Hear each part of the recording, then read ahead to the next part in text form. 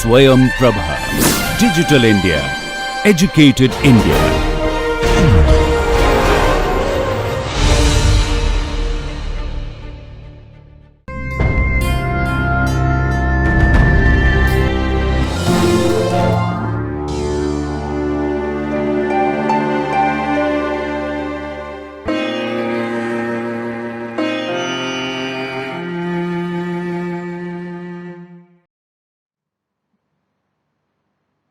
Welcome dear students. This is a video for the subject of education for the course of Bachelor's in Education and for the paper of Conceptual Foundations of Education. Today we are going to have a discussion on philosophical basis of education, and in this lecture we will discuss the educational ideas of Swami Vivekananda. This video lecture has been recorded by Dr. Iram Khan. The course coordinator and the presenter for this video is Dr. Iram Khan from Jamia Millia Islamia, New Delhi. The academic expert or the reviewer for this video is Dr. Savita Kaushal from Jamia Millia Islamia, New Delhi. This video is produced under the project DTH Swayam Prabha channels of MHRD or Ministry of Education, Government of India. Hello dear students, I am Dr. Iram Khan, Assistant Professor at IASC, Faculty of Education, Jamia Millia Islamia, New Delhi. Today we are going to have a discussion on philosophical basis of education, and in this lecture we will be discussing the educational ideas of Swami Vivekananda. So let us start our discussion, first having the objectives of this session. Today we will be discussing the life history of Swami Vivekananda. We will try to explain the various educational ideas of Swami Vivekananda in terms of his philosophy of education and elaborate the significance of the ideas of Swami Vivekananda with respect to education in our country. So let us start with a brief life sketch or life history of Swami Vivekananda. Swami Vivekananda was a great social reformer and a very inspiring personality of our country. Vivekananda was called by the name Narendranath Dutt. So basically this is the birth name which Vivekananda was having. He was born in Calcutta, and right now we say it as Kolkata, on 12th of January 1863 to Vishwanath Dutt and Bhuvaneshwari Devi. His father was a very successful attorney. The young Vivekananda used to practice meditation even from his very young stage, or you can say from the boyhood itself.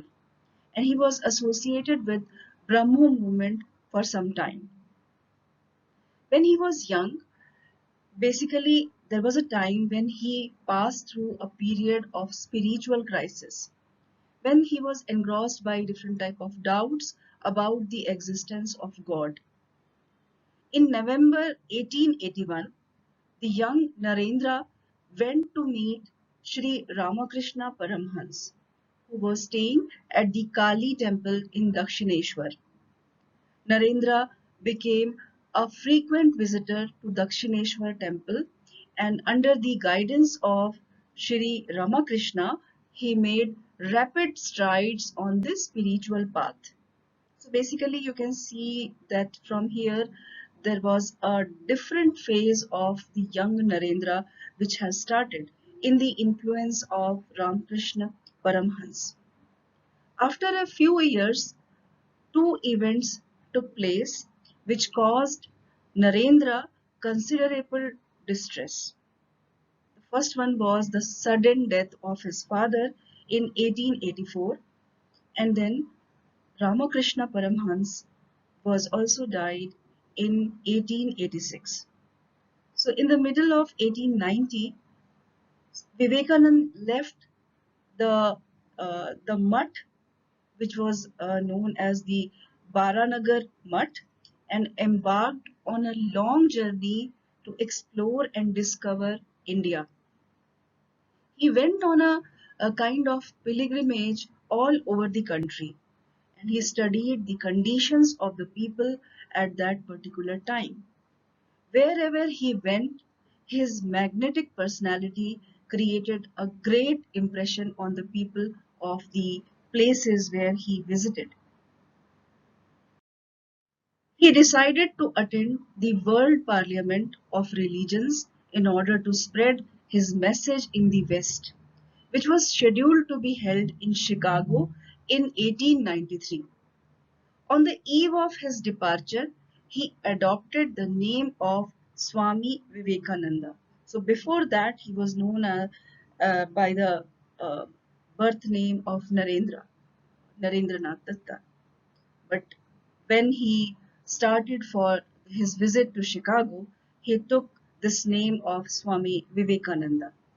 His speeches at the World Parliament of Religions held in September 1893 made him so famous as an orator by divine right and as a messenger of Indian wisdom to the Western world.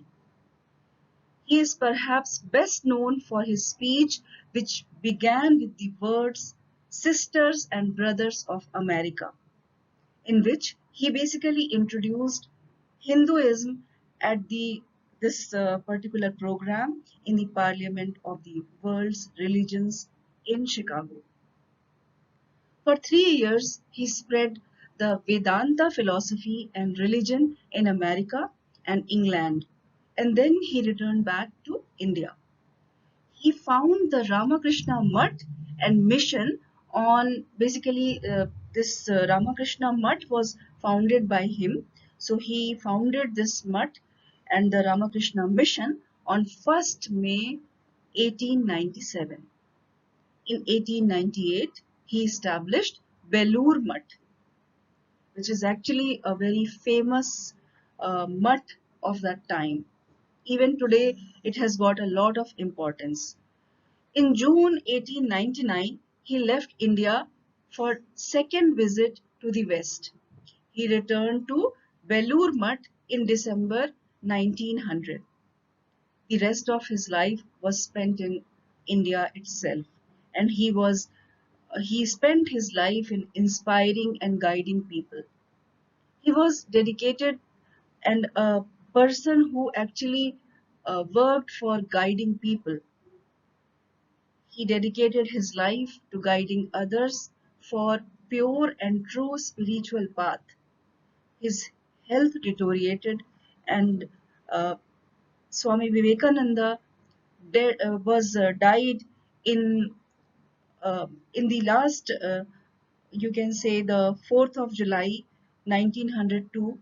In the Belur Mutt, he took his last breath, and he left behind an immortal legacy not just in the hearts of his contemporaries or the people of India, but for all the generations to come, and even his death was mourned throughout the world. Swami Vivekananda was a key figure in the introduction of the Indian philosophies of Vedanta and Yoga to the Western world, and he is credited with raising the interfaith awareness and then bringing Hinduism to the status of a major world religion during the late 19th century. He was a major force in the revival of Hinduism in India and contributed to the concept of Indian nationalism as a tool of fight against the British Empire in colonial India. Swami Vivekananda founded the Ramakrishna Mutt and the Ramakrishna Mission. Vivekananda was inclined towards spirituality. He was a very spiritual person. He was influenced by his guru Ramakrishna Paramhans, from whom he learned that all living beings were an embodiment of the divine self. Therefore, service to God could be rendered by service to humankind, because according to him, every single human being is having some part of God in himself or herself. After the demise of his guru Ramakrishna, Vivekananda toured the entire country, the Indian subcontinent, extensively and acquired first-hand knowledge of the prevailing, like all the prevailing systems of education, as well as those spiritual things which were prevailing in that time in the British India. Vivekananda conducted hundreds of public and private lectures and classes. He was disseminating the tenets of Hindu philosophy in the United States, England, and Europe. In India, Vivekananda is regarded as a patriotic saint, and his birthday is celebrated as National Youth Day. Looking towards the philosophy of life of Swami Vivekananda, his philosophy of life is very glorifying and inspiring to humanity. He was of the view that human life was a constant struggle wherein only the victorious were able to exist and live. The vanquished decayed and died out. That is why each individual should prepare himself fully for this struggle and face all the challenges boldly and confidently. Vivekananda felt great sorry at the miserable condition of the Indian masses of his time. In great anguish or kind of anger, he basically uttered few of those statements. And one of those statements I'm going to mention here under quotes: we are poor and weak today. We do any work by the fear of others. We speak in fear. Even we think in fear. It appears as if we are born in a land of enemies and not of friends and fellow brothers. This abject condition is due to our cutting off our lives from Vedantic philosophy. Quotes close. So you can just have a retrospection of these words, how much importance he has given to the Vedantic philosophy. He has said that a coward, sad, and indifferent person can do nothing in his life. Only the brave can uplift the world. And that is why Swami Vivekananda has exhorted his countrymen to become brave, courageous, fearless, and dynamic. Vivekananda gave the call to his countrymen, basically to the youth, in few words, and I'm just going to quote the words: be a hero, always say I have no fear. Tell this to everybody: have no fear. To him, fear is sin, fear is hell, fear is unrighteousness, fear is wrong life. Quotes close. So these are the words, these are those inspiring words which he actually said to the youth and to the countrymen to inspire them to become fearless, to basically participate in the life and in the process of uh, making the nation strengthy. It is clear from all those discussions we just made that the essence of Swami Vivekananda's philosophy of life is to become fearless and through struggle serve the humanity. He was an ardent follower of the philosophy which followed humanity as the essence. So basically, these are few of those things which reflect that what kind of philosophy Swami Vivekananda was having for his life. Now just have a discussion on the philosophy of education which was followed by Swami Vivekananda. Indian nationalism and spiritualism were the basic foundations of the whole existence of Swami Vivekananda. And that is why the basis of his philosophy of education was also the philosophy of Vedanta and Upanishads. He believed that each living being had a soul. To recognize and identify this soul is true religion. Basically, once we recognize, once we respect, and once we identify this soul in all the living beings, we are actually following our religion.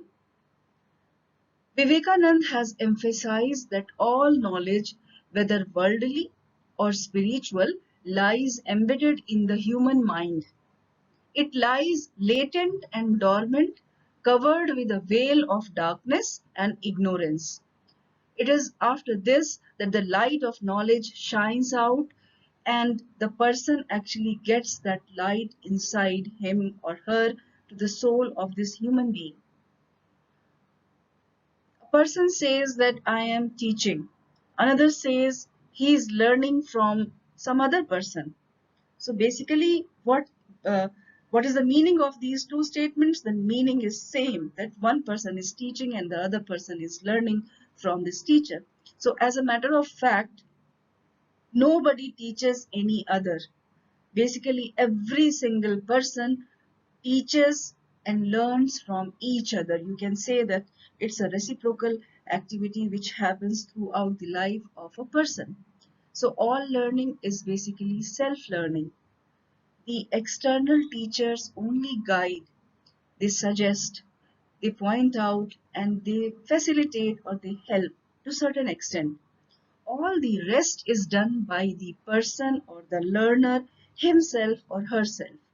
The teacher only motivates and encourages the students to find out the hidden treasures of knowledge that lies dormant within this person or within this learner. So Swami Vivekananda called the education of his time as merely negative, and he exclaimed to people, under quotes, "You regard that man to be educated who contains some degrees, has passed out of some examinations, is able to deliver fluent lectures. But this is not real education. Real education is that which prepares a man for struggle of existence. It prepares a man for social service, develops his character, and finally imbues him with the spirit and courage of a lion. Any other education is worse than useless." Quotes close. He condemned the education of his time as wicked, useless, and artificial. And what was the reason behind this? According to him, this type of education, which was prevalent at that time, promoted only bookish learning and basically the rote memorization or rote memory. And that is why he has emphasized that we want an education which develops character, mental power, intelligence, and inculcates self-confidence and self-reliance in the individuals who are at the moment gaining that education. So these are those words in which I just wanted uh, to discuss about the philosophy of education of Swami Vivekananda. So basically, Swami Vivekananda's angle of vision about education was very broad. He also emphasized that after the attainment of independence, our country should learn from Western technology and provide as much as possible for industrial and technical education to the citizens. This is very essential for the industrial development of the country, which will result in national progress in all fields of human activity. He condemned the theoretical and academic education. He spoke emphatically for practical and experimental education. He, at few of the places, have warned the people of our country in few of those words which I am going to quote. Under quotes, you will have to be practical in all spheres of work. The whole country has been ruined by mass theories. So these are the words in which he has just made a kind of warning, a kind of indication for the countrymen in terms of the days to come when they have to become very much aware of the entire situation which the country and the people were going to face. Let us discuss the basic principles of educational philosophy of Swami Vivekananda, who is ranked among the greatest educationists of the world. So, the first important point or the basic principle of his philosophy is that only study of books is not education. According to him, bookish knowledge was not the complete sort of education which was required for living a very successful life. Then, knowledge lies hidden in the mind of man. The person uncovers and develops it by his or her own efforts. Then he said that concentration is the key of all knowledge. For this, practice of brahmacharya is very essential. Brahmacharya is basically celibacy.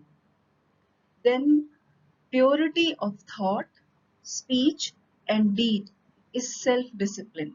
So he has given a lot of importance to self-discipline, which is not reinforced. Basically, it comes from the inner conscience of a human being. Then education should develop the child physically, mentally, and spiritually.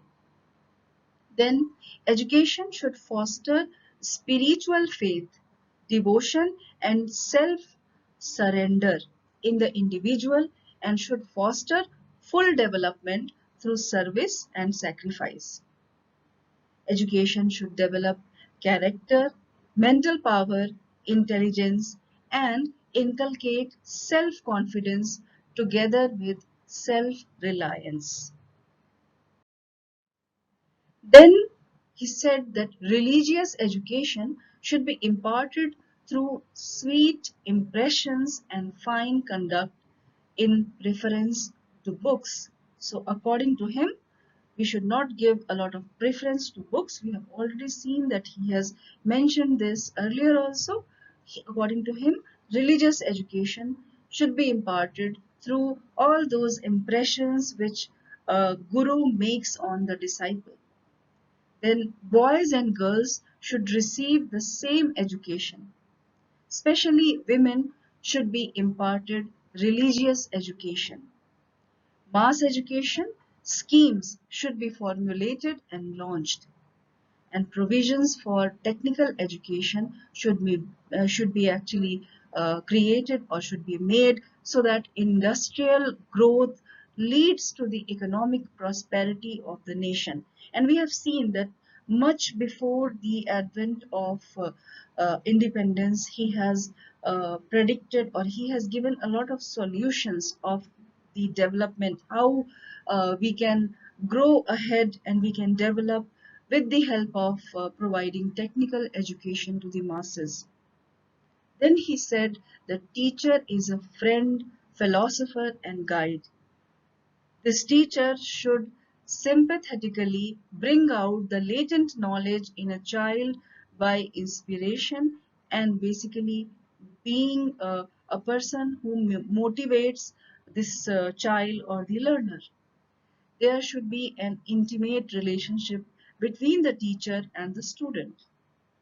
All those subjects should be included in the curriculum which promote the material and spiritual advancement of a teacher. So these are those basic principles of the educational philosophy of Swami Vivekananda. And we can see that he has made a very strong statement by all those principles which he gave, by all those point of views and the suggestions which he had made in terms of educating the boys and girls of our country. He was very futuristic in terms of inclusion of technical education and industrial growth so that the economic prosperity of the nation can be maintained. So with this, basically, all those basic principles are very much important to mention whenever we talk about his philosophy of education. So what was the meaning of education for Swami Vivekananda? According to him, education is not the mass of information which are inserted by force into the mind of a child. What Swami Vivekananda meant by education or by educating a child, that if the education meant information only, then libraries could be the greatest saints of the world, and encyclopedias had become seers and rishis. And in his own words, under quotes, education is the manifestation of perfection already reached in a man. Quotes close. And these are those precious words which are actually followed whenever we talk about the child-centered education. We are trying to make something or we are trying to bring out something which is already there, already placed in the child. We try to manifest that previous knowledge, that previous understanding which the child is already having. So this is something which has given a sort of different meaning to the education, and which has been initiated by Swami Vivekananda. Let us just have a look on the different aims of education which are accorded by Swami Vivekananda. The first aim of education is the aim of reaching perfection. The prime aim of education is to achieve fullness to perfection already present in a child. According to Vivekananda, all material and spiritual knowledge is already present in man or a human being covered by a curtain of ignorance. Education should tear off that veil so that the knowledge shines forth as an illuminating torch to unleaven all the corners by and by. And you can say that by getting this veil torn off, the light of knowledge is going to shine by leaps and bounds. And this is meant by achieving fullness of the latent perfection. The second aim which he has believed in is the physical and mental development aim. Basically, education is the physical and mental development of the child so that the child of today, after studying any of the scriptures like Gita or any other scripture, is able to promote national growth and advancement as a fearless and physically well-developed citizen of tomorrow. He has stressed a lot on the mental development of the child. He wished that education should enable the child to stand on his own or her own legs economically rather than becoming a parasite on others. We have already seen that he is talking a lot about the technical knowledge and the development and growth process. So basically, he wanted that every child should become economically self-dependent so that he should not be dependent on any other person for his living or her living. Then the third aim is moral and spiritual development. According to Swami Vivekananda, a nation's greatness is not only measured by its parliamentary institutions and activities, but also by the greatness of its citizens. The greatness of citizens is possible only through their moral and spiritual development, which is the responsibility of education for actually fostering this mental and spiritual development. So this is the responsibility of educational systems to inculcate moral and spiritual development in the citizens. The next aim, according to him, is the character development of any of the persons. According to him, character development is a very important aim of any education system.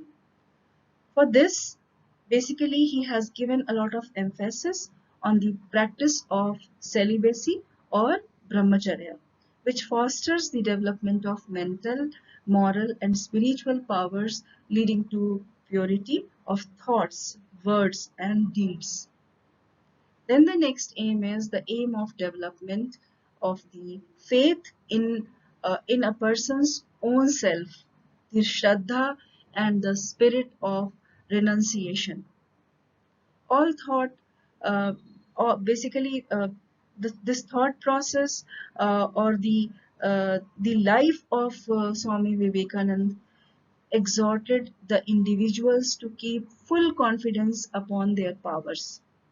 They should inculcate a spirit of self-surrender, sacrifice, and renunciation of material pleasure for the good of others. Education should foster all these qualities in the individual. Vivekananda gave this call to the entire people of our country in the words, I'm quoting the words, arise, awake, and stop. Basically, stop not till the goal is achieved. Quotes close. So, arise, awake, and stop not till the goal is achieved. This is the statement which he has given to the people of the country when he was trying to make them inculcating faith in their own selves. Then the next aim is the aim of searching unity in diversity. The true aim of education is to develop insight into the individuals so that they are able to search out and realize unity in diversity. Swami Vivekananda has further asserted that physical and spiritual worlds are one. Their distinctness, if you want to make a distinction between these two, is an illusion, or if we talk about the Sanskrit word for illusion, it is known as Maya. So education should develop this sense which finds unity in diversity. Then the next aim, according to him, is religious development of a human being. So according to Swami Vivekananda, religious development is an essential aim of education. For him, each individual should be able to search out and develop the religious seed embedded in him or her, and in that way find the absolute truth or reality. That is why he advocated the training of feelings and emotions so that the whole life is purified and sublimated. Then only the capacities of obedience, social service, and submission to the teachings and preachings of all those great people, the great saints and saviors, will develop in the individual. Education should foster this development. So these are those aims, those powerful aims of education which were pronounced and which were advocated by Swami Vivekananda. Let us have a look on the kind of curriculum which was recommended by Swami Vivekananda. According to Vivekananda, the prime aim of education is spiritual growth and development. But this does not mean that Vivekananda did not advocated material prosperity and physical well-being. We have already seen that he was talking a lot about technical education at times. He basically advocated the inclusion of all those subjects and activities in the curriculum which foster material welfare with spiritual advancement. So basically, he wanted a combination of both. For spiritual perfection, Vivekananda prescribed religion, philosophy, then the Puranic, or you can say the Vedantic education, and regarding that, he was also talking about the Upanishads, then the company of saints and their preachings. And for material advancement and prosperity, he recommended languages, geography, political science, economics, psychology, science, art, agriculture, industrial and technical subjects, together with games, sports, and other physical exercises. Because we have seen when we were talking about the aims of education, which were renounced by him, that he was very much keen towards the physical, mental, spiritual, and even the economic development of a human being. So the curriculum which was recommended by him is having a combination of all these type of subjects in the educational system. The methods of teaching which were prescribed by Vivekananda were very much same as the ancient spiritual methods of teaching, where the guru and the disciples lived in close association as people live in the family. Few of those essential characteristics of those religious and spiritual methods can be discussed in this way. The first one is to control fleeting mental faculties by the practice of yoga. So basically, he says that yoga gives a kind of stability to the mental faculties. Then the next one is to develop the mind by concentration and deep meditation. Then, to gain knowledge through lectures, discussions, self experience, and creative activities. Then he says to imitate the qualities and character of teacher by intelligent and clear understanding. So he is very much keen about that if we are imitating the teacher, it should be intelligently done. Without understanding, we should not, or without using our intelligence, we should not imitate. Basically, we have to use our intelligence, our understanding, and then only we have to imitate the qualities and character of a teacher. Then, to lead the child on the right path by means of individual guidance by the teacher. So now the question arises that what was the place of a teacher in the eyes of Vivekananda? Basically, he believed in self education, and according to him, each of us is his or her own teacher. The external teacher only guides and inspires the inner teacher. Basically, the inner teacher, according to him, is the soul of a human being. So, the external teacher only guides and inspires the inner teacher to rise up and start working to develop the child. So, in this way, discussing the role of a teacher, Vivekananda said in his own words that teacher is a philosopher, friend, and guide, helping the educand to go forward in his own way. Quotes close. So, by these words, we can just make out that what exactly he felt about the place of a teacher in the life of a child. Let us just have a look that what exactly is the place of a child according to Vivekananda. Basically, he emphasized the education to be child-centered. So he kept the child at the center. According to him, the child is the store and repository of all learning material and spirituality. Like a plant, a child grows by his or her own inner power naturally. And that is why advising the child to grow naturally and spontaneously, he has asserted, and we just quote his own words, underquotes, God into your own and get the Upanishads out of your own self. You are the greatest book that ever was or will be. Until the inner teacher opens, all outside teaching is in vain. Quotes close. So you can see that how strong words he has given when he is talking about the place of child in the system of education. Swami Vivekananda has talked a lot about the education of masses. In the times of Swami Vivekananda, education was not available to the common people. was confined to the well-to-do or well-off persons only. The poor and miserable and the lowly placed uh, people used to starve and die of hunger. So basically, it was a different time.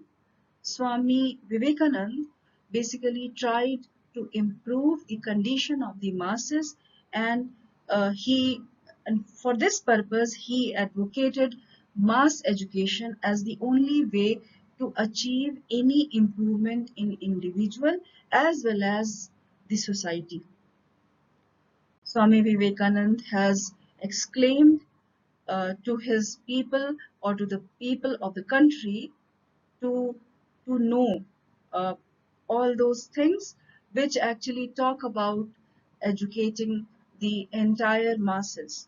And in his own words, under quotes, I consider that the great national sin is the neglect of the masses, and that is one of the causes of our downfall. No amount of politics would be of any avail until the masses of India are once more well educated, well fed, and well cared for. Quotes close. So you can just see that how important he considered the education of masses. According to him, every single person who is alive should be having some sort of education, and this citizen should be educated at any cost. So in in this way he actually was advocating the education of masses in a very strong way. So just let us try to evaluate the philosophy or the philosophies which were followed by Swami Vivekanand. If we just try to retrospect and see that what exactly were the major philosophies which were followed by Vivekanand, the philosophy of education, which are involved as the essential characteristics of the philosophy of Swami Vivekanand, are inspired from idealism, naturalism, and pragmatism. Like naturalists, Vivekanand emphasizes the real education is possible only through nature and natural propensities. Then, like idealists, Swami Vivekananda insists that the chief aim of education is to develop to the full the moral and spiritual nature of the child, essence of which is already present in him, because he says that uh, already present knowledge is basically manifested by the teacher or by the educational system. So the child is already having some knowledge or some sort of understanding which is manifested while the education process goes on. And then, like pragmatists, he lays great stress on the Western education of technology, commerce, industry, and science to achieve material prosperity. So the fact is that if the philosophy of Vivekanand or the educational philosophy of Vivekanand is a harmonious synthesis of the ancient Indian ideals and modern Western beliefs. And that is why, uh, on the one hand, we can see that he is emphasizing the spiritual development of the child, and on the other hand, he wants to prepare this child for material advancement and prosperity also. So much in the same way, like the great, like different great saints and the swamis and other people who has who has preached and who has made all the gospels of international brotherhood. Swami Vivekanand has also talked a lot about international brotherhood. He advocates to develop intense nationalism and national strength by ceaseless devotion and work by its citizen.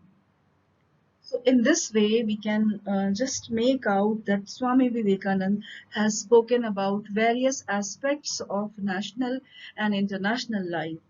He wandered, he actually traveled to so many countries uh, for giving all his lectures and speeches, and he has seen all those cultures, and he has got all those influences from those countries, from those nations, cultures, and the positive aspects. Even he took a lot of influence from the Western culture, and when he gave all those discussions and all those speeches in our country, in his own country, he actually made a kind of statements where the amalgamation of the Vedantic philosophy and the Western philosophy can be taken up, and this can be so much natural for the development of the country, making a holistic development of the country.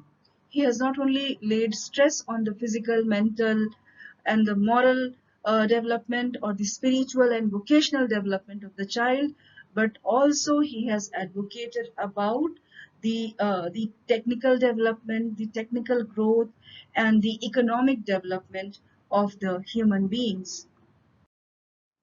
So, in short, if we just try to make a crux of Swami Vivekananda's philosophy or his thought process, we can just make out that he was an idealist at heart. First of all, he emphasized spiritual development, then mental prosperity, after that, safety of life, and then solving the problems of food and clothes of the masses. He has also advocated women education as well as education of the masses. So that actually gives a very a kind of broad perspective, broad outlook of his thought process.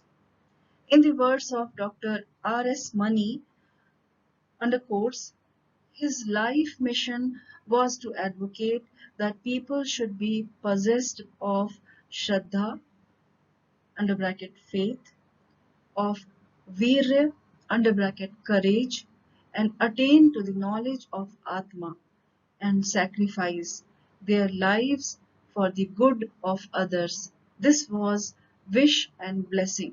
Quotes close.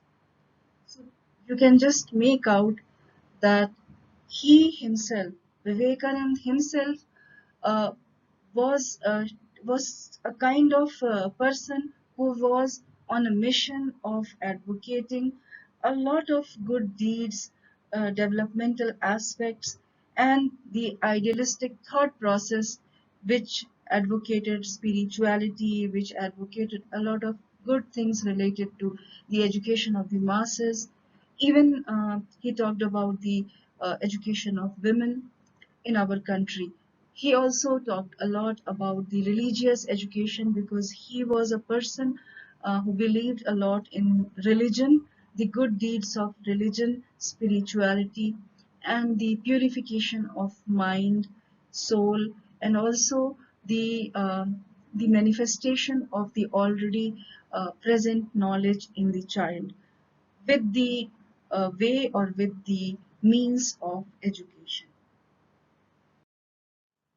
So with all these words, we have now reached to the summary of this particular discussion. Just have a quick recap what we have studied today. We have seen the philosophy of Swami Vivekananda's life, which is based on the service of humanity through struggles and sufferings fearlessly.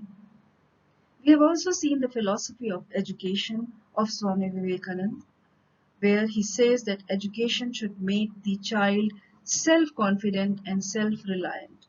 His basic principles of education were actually based on a lot of things, where he is giving a lot of emphasis on the knowledge which is not bookish. He talks about the development of the soul, the spirit.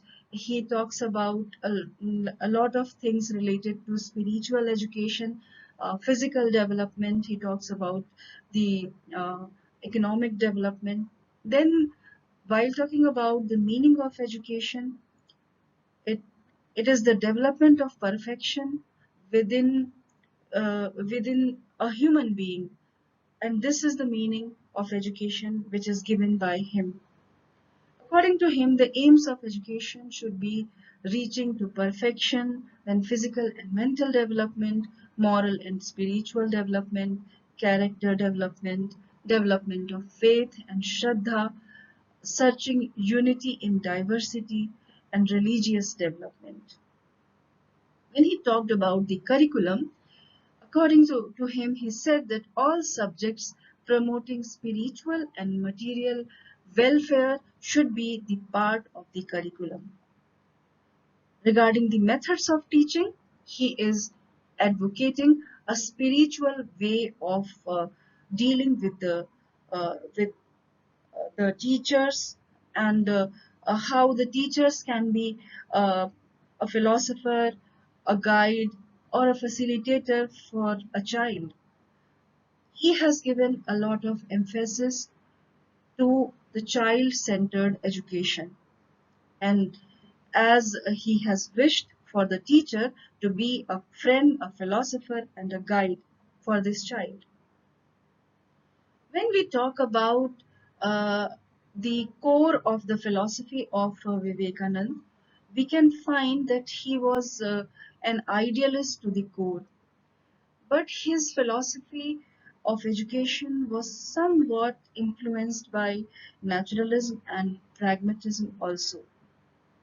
He emphasized the total personality of the child uh, to be served, and humanity and international brotherhood should be advocated as the soul of the entire system. We should be working towards creating a sound, a peaceful international and national environment where all the citizens should be uh, well to do. They should be having equal opportunities and the opportunities for growth and development.